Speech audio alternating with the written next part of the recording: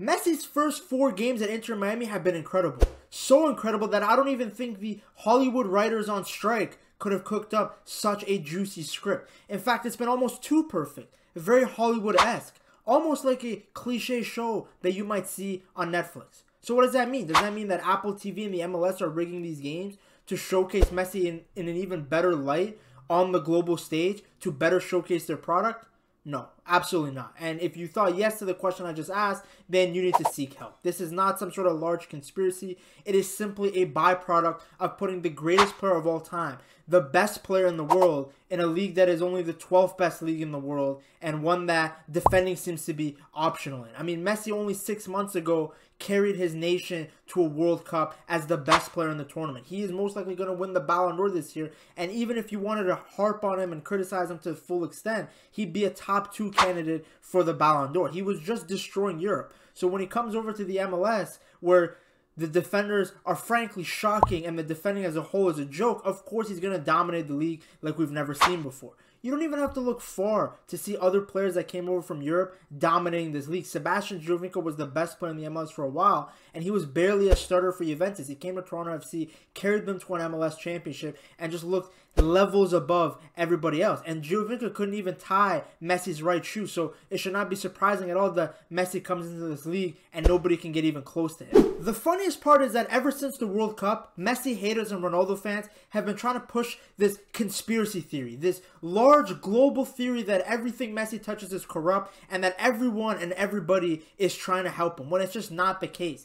They're acting like Messi's free kicks were shot in a Hollywood studio with a green screen and not like he performed that sort of magic in front of thousands live in the stadium and millions watching from home. It's just an incredible goal. Even if you want to argue that the free kick was a bit soft in his debut, he still has to put that ball into the top corner. He did it against FC Dallas. He did it in his debut. That's just greatness in front of you. I can't believe there are people that hate Messi so much, and they clearly don't have a passion for the sport, because if you sit back and watch that and don't appreciate it, I don't really know why you're watching football. Even if he was scoring that in my backyard, I would have still appreciated the greatness that was in front of me. That was an incredible free kick. And then just his general play has been incredible. He's still dribbling past people like they're not there. His center of gravity is incredible. He's actually sprinting and pressuring defenders more than he ever did across 2 years at PSG. Messi seems to be playing with a lot of joy. But it's just hilarious, and it's been ever since the World Cup that people are trying to find every little detail to try and discredit whatever Messi does, when the reality is you just have to accept the greatness in front of you and accept that this is the best player in the world dominating North America.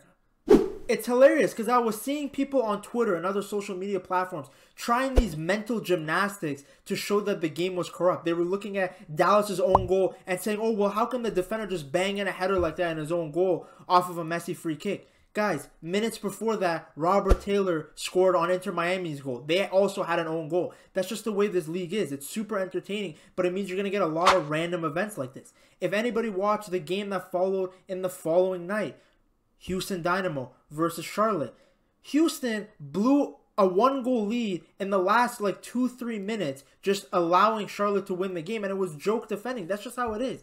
Because of the salary cap situation, a lot of teams have invested little to no money in their defenders. So what ends up happening is you get events like that where it looks like these guys shouldn't even be playing professional football. That's just the way it is. It has nothing to do with Messi.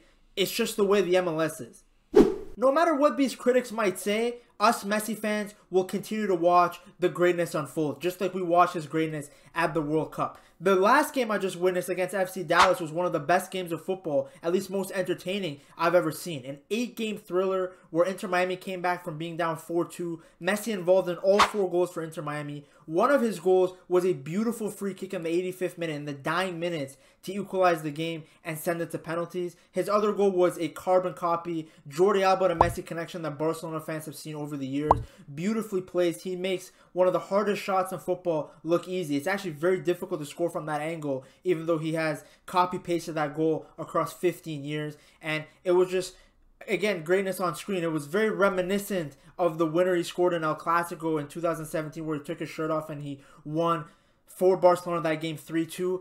It was like seeing it all over again. Jordi Alba, Messi, back of the net, this time just in Florida. He is now the top goal scorer for Inter Miami after only 4 games. He has 7 goals. He only needs 23 more to pass Gonzalo Higuain as the club's top scorer ever. And keep in mind, he actually hasn't even played an official league game yet. All of these great games and performances he's had has been in the new Leagues Cup.